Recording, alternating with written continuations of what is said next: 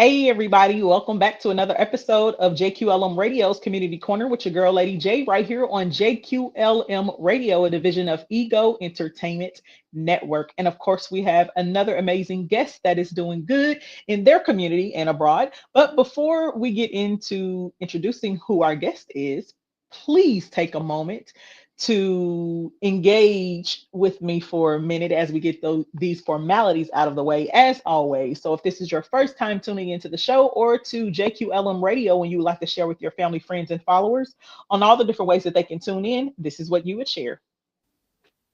If you'd like to share with your family, friends, and followers on all the different ways that they can tune in to JQLM Radio, this is what you would share. You can tune in live by downloading the JQLM radio app on your Apple or Android devices. You can also listen live via Alexa, the TuneIn app, the Simple Radio app, and a host of other platforms of which you can find on our website, where you can also listen live at egoentertainmentnet.com/JQLM-radio. Or just visit egoentertainmentnet.com and click the button right there on the home page. You can also connect with us via our website or social media at JQLM Radio. That's on Facebook, Instagram, and Twitter. Additionally, you can email us at jqlmradio@gmail.com. Find us under our parent company, Ego Entertainment Network, on social media at EGOENTNET. That's Ego Ent Net. You can also follow us on LinkedIn at Ego Entertainment Network. And last but not least, make sure you like, subscribe, and share our YouTube channel, Ego TV Network. All right, now that we have those formalities out of the way, let's introduce our guest for today. Our guest is none other than Chris Milson. Welcome to the show, Chris. How are you? Good. Thank you so much for having me. How are you? Good. I can't complain. So before we get into, everything, let's introduce you to the people. Tell everybody who you are, what you do, and where you're from. Sure. So my name is Chris, 32. I live out of Pasco County, Florida. I'm currently a mental health advocate and a podcaster. Started the podcast about 3 years ago and started the group actually just hit our 5-year anniversary on the 22nd. Awesome. Congratulations on that. Thank you. All right. So you mentioned that you were a mental health advocate, but before we get into what you do with that, tell us briefly, what were you doing before that and what happened that made you pivot into becoming a mental health advocate? So it was around 2019 when I made the group. It was a year after I came back to Florida. I was living in New Jersey for about a year to be with my mom. Had a plan to save money, basically reset my life because I thought moving out of the state was the answer. Things kind of went south there really bad, which led to my second attempt at 27. And, I sought out therapy up there. And it was the best 6 months of my life because it cleared up a lot of the fog that I had in my head and just kind of gave me clarity and a place to start. So when I came back down to Florida, started working at the job that I was working at, I tried seeking therapy again. Had a really bad experience with the therapist that I got at the time. And I kind of gave up on looking for therapy for maybe about 6 months. And I started the group shortly after. My intention of it was I wanted to give a space to people to share their story, to not be afraid of being who they are and sharing all the things that they're struggling with. Eventually, it led to the group becoming private so people can be more comfortable sharing their story. Okay, awesome. And so when you started this group, was this just supposed to be a support group? Was this a platform for people to just share their story? Were they supposed to get some kind of counseling or help? So right before I started the group, I was part of this other Facebook group called Suicide Prevention Rocks. I was following them for a little bit, and I was kind of just in a really bad place in my life and just wanted to share my story in a suicide awareness group. Didn't really have intentions of blowing up or anything like that or going viral. And it got about 700 likes. It was one of their most liked posts in the entire group. So I started doing a little bit more, and it started getting attention. So I'm like, okay, I could do something with this. I just got to figure out, where I can take telling my story and helping other people. One of their admins had reached out to me to do a blog for them. And I think it was their way of just kind of suppressing the traffic from going to me and just to their posts, which, unfortunately, we run into those people in this community all the time that just don't want the attention taken off of them. So I started my own group, and they removed me from the blog and they removed me from the group because I started a mental health group. The intention of it was so people can find the resources, people can tell their story, people can feel safe without having to jump through hoops and admin approval of what they can and can't share, and I regret how the conversation went between me and those admins of that former page, but it just, unfortunately, immaturity got in the way of having a civil conversation. And that happens sometimes. And, in this space, we don't have room to be in competition because you can't help everybody and you are not going to be the source of help for everybody. So let's just start there because everybody is not for everybody. And that's just it. So, and I think that sometimes we forget in this space, we also don't have the room to see people as numbers, if you will, whether that be likes, follows, or money, because these are people's lives that we're talking about and they're seeking something. And if you're not, authentic in what it is that you providing or what you say that you are providing, then that's going to be a problem ultimately in the end. So I agree.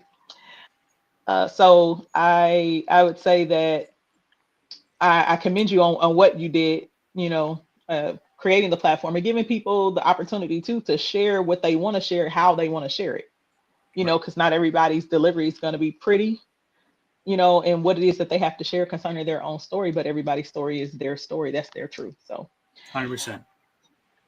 So becoming a mental health advocate, is that something that you have decided to take on as far as a community initiative, or is it more of a career choice and something that you're passionate about?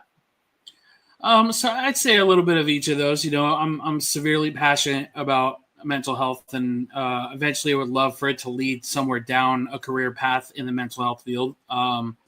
It's just a matter of finding where I fit and how well I fit that role. I think my intention behind being a mental health advocate is, the stigma behind men telling their story is just so heavy, especially in 2024. And unfortunately, that conversation, while it's being had, it's not being had enough. And I remember just growing up, I didn't talk about my feelings. I didn't talk about the things I struggled with. I internalized a lot of it. And being 32 now, I'm paying for a lot of that internalization. And the reasoning behind me being a mental health advocate is being that person that I needed when I was growing up for other people. Because, as we struggle in silence a lot of the time. And people like you and I and Sean and others are doing our best to have that conversation with people. We're like, hey, it's okay to feel this way, and normalize that conversation. Right. Absolutely. And again, that's a great point that you make. And it's something that I have been working on for the past, maybe 10 years, if you will, is trying to get men to be more open with sharing, their emotions, their feelings, and things of that sort, because society and women, have played a huge role in making them feel like they have to suppress that. And we forget that they are humans too, that they have emotions as well. And, you know, and we are not the only ones that, deal with issues that affect our mental health, and so, Right. or our emotional health either, for that matter. In the way that we go about things are different, yes, but however, we all are impacted by it. So I have to commend you for being one of those men that is very vocal about that, and being an example. So that's a great thing. Thank you. So can you tell us what, if any, other resources or services do you provide under your platform? So we have the list of numbers that we supply to people that like whether it's domestic violence issue or it's the crisis hotline. I'm heavy on promoting the crisis hotline because Hmm. I myself have used them in times of need, and they're some of the most helpful human beings out there. I've also volunteered for the crisis text line, so that's something that Hmm. I've tried touting to people when they're struggling, because sometimes, yes, conversations with people who don't have a bias to your situation is great, but sometimes a professional or somebody who specializes in that field is more equipped to deal with what you're going through. So, Hmm. the crisis hotline and the text line are two very big resources that I try to tout to people. Absolutely. So also, would you say that it is important for people to also have a quote unquote sponsor or a partner or someone to hold them accountable along their mental health journey, like alcoholics and drug addicts and things do? Yeah, so when we were talking about that yesterday, I brought this up, and I'm Mhm. glad you brought it up again. We came up with kind of a little project in the group, probably around the time when we first started it in the military. They have that one person that they can count on. They call it a battle buddy. And as you and I both know, mental health is a battle every single day. It doesn't Mhm. have a face and it doesn't have an emotion. So the idea behind our battle buddy system was to pair somebody up with somebody that they were comfortable with, and whether somebody has borderline personality disorder and somebody else doesn't know how to deal with it, it's like, okay, let's pair you with this person because they seem to be equipped with it, or maybe they can give you some pointers in how they deal with their struggles. Um, Right. so the battle buddy project I thought went over really well in the group, and I want to bring it back at some point too. Mhm. But I thought that was one of the best ideas that we had because, like you mentioned, AA and having sponsors, and same with NA as well, Mhm. can be very helpful, especially holding each other accountable for our actions. Absolutely. So, we're the 15 minutes goes by so fast. So we're coming down to the last couple minutes of the show. Can you tell everybody how can they be a part of your platform? Yeah, so you can find me on Instagram, Mental Health Pod, on Instagram. On Facebook, it's the Mental Health Movement. You just see the icon with a fist in the air and the semicolon. That's our group. You can also find me on Twitter as well. I believe it's the Voice for the Voiceless on there. Um, Mhm. and yeah, and the podcast is available on all listening platforms. All right. And to connect with you, how would they do that? So you can either reach me on my personal Facebook, just Chris Milson, or you can email me at mentalhealthmovementpod@gmail.com. All right. Well, Chris, I want to thank you so much for being my guest today and for the work that you are doing, in the community to help Thank you. those who are battling, their mental health. So it is Yeah. greatly appreciated. And thank you for being an example for men and people everywhere. Thank you so much for having me. I greatly appreciate the opportunity.